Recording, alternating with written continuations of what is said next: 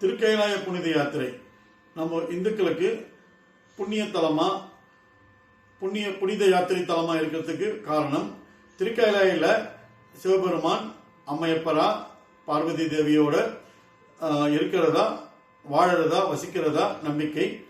அது மட்டும் இல்லாம திருக்கைலாயத்துல தான் விநாயகர் அவதரிச்ச இடமும், கார்த்திகேயன் முருகன் அவதரிச்ச இடமும் திருக்கைலாயத்துல குருலா மாந்தாத்தா அந்த மலை சிகரங்கள்ல இருக்கிறதா புராணம் இருக்கு.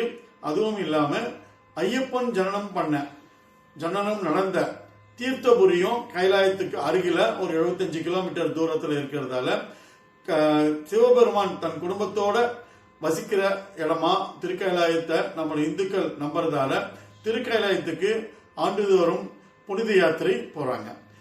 அது மட்டும் இல்லாம திருக்கைலாய புனித யாத்திரை ஒரு மோட்சத்தலம், முக்தி தலம். அதனால நம்மளோட இந்துக்கள் வாழ்நாள்ல ஒரு முக்கிய யாத்திரையா திருக்கைலாய யாத்திரைய போறத நோக்கமா வச்சிருக்காங்க.